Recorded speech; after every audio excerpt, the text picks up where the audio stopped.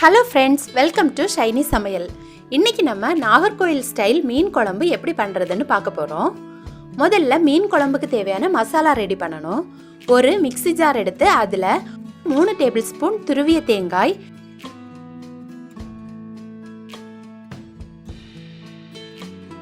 8 முதல் 10 சின்ன வெங்காயம், அரை டேபிள் ஸ்பூன் ஜீரகம், அரை டேபிள் ஸ்பூன் மிளகு, 3 பல் பூண்டு,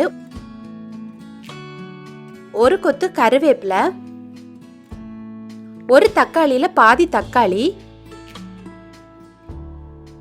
1 டீஸ்பூன் மஞ்சள் பொடி, 1.5 டேபிள் ஸ்பூன் மல்லிப்பொடி,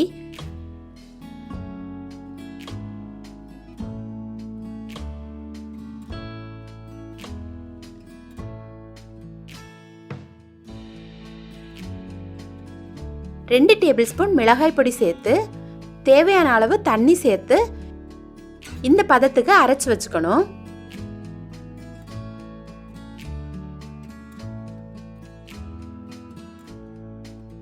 அடுத்து ஒரு மண் சட்டி எடுத்து அதுல 1 டீஸ்பூன் நல்லெண்ணெய் சேர்த்து அது சூடானதுக்கு அப்புறமா 1/4 டீஸ்பூன் வெந்தயம், 2 பச்சை மிளகாய் சேர்த்து தாளிச்சுக்கணும்.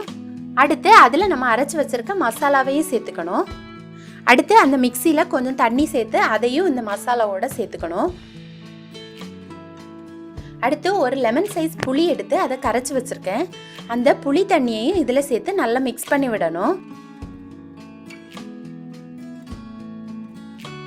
அப்புறம் குழம்புக்கு தேவையான உப்பு சேர்த்துக்கணும்.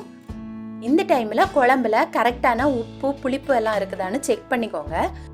கம்மியாக இருந்ததுன்னா அதுக்கு தேவையான புளிப்பு உப்பு எல்லாம் சேர்த்து நல்லா மிக்ஸ் பண்ணி கொதிக்க விடணும். தண்ணி ரொம்ப அதிகமாகவும் சேர்க்கக்கூடாது, ரொம்ப கம்மியாகவும் சேர்க்கக்கூடாது. ஒரு மீடியமாக சேர்த்துக்கோங்க. அப்போ நமக்கு குழம்பு கரெக்டான பதத்தில் கிடைக்கும்.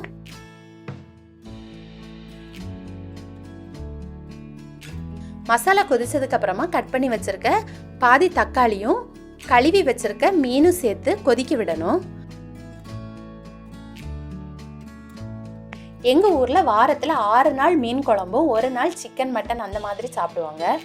இது கூட எங்கள் ஊரோட இன்னும் ஒரு ஸ்பெஷல்னு சொல்லலாம்.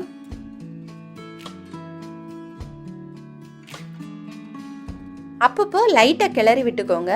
ரொம்ப கிளறுனா மீன் உடைஞ்சு போயிடும்.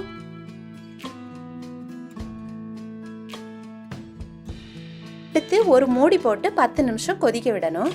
ஃபுல்லாக மூடாதீங்க, இந்த மாதிரி அரை மூடி போட்டு கொதிக்க விடுங்க. அப்போ குழம்பு அடிக்கடி பொங்கி வெளியில வராது. இப்போ மீன் கொஞ்சம் ரெடி ஆகி இருக்கு. இப்போ இதுல 2 கொத்து கருவேப்பிலையும் சேர்த்து திரும்பவும் அரை மூடி போட்டு மசாலா மீனோட பச்சை வாசனை போறது வரைக்கும் கொதிக்க விடணும். மீன் கொஞ்சம் வெந்ததுக்கு அப்புறமா கரண்டியை வச்சு அடிக்கடி கிளறி விடாம சட்டியை இப்படி கையில எடுத்து இப்படி லைட்டாக சுற்றி விட்டால் நம்மளோட மீனும் உடையாமல் கிடைக்கும், மசாலாவும் நல்லா மிக்ஸ் ஆகிடும். இப்போ பாருங்கள், எண்ணெயும் மேலே மிதந்து வந்துடுச்சு, குழம்பு கொஞ்சம் திக்காயிடுச்சு. இப்போ நமக்கு சுவையான மீன் குழம்பு ரெடி ஆகியாச்சு. இது சாதம் தோசைக்கெல்லாம் ரொம்ப நல்லாயிருக்கும். மீன் குழம்பு ஆறுனதுக்கு அப்புறமா அல்லது அடுத்த நாள் சாப்பிட்றதுக்கு இன்னும் ருசியாக இருக்கும். நீங்களும் கட்டாயம் உங்கள் வீட்டில் இந்த மீன் குழம்பு செய்து பாருங்கள். இந்த வீடியோ உங்களுக்கு பிடிச்சிருந்தனா என்னோட சேனலை லைக் பண்ணுங்கள், ஷேர் பண்ணுங்கள், மறக்காமல் சப்ஸ்கிரைப் பண்ணுங்கள். தேங்க்யூ.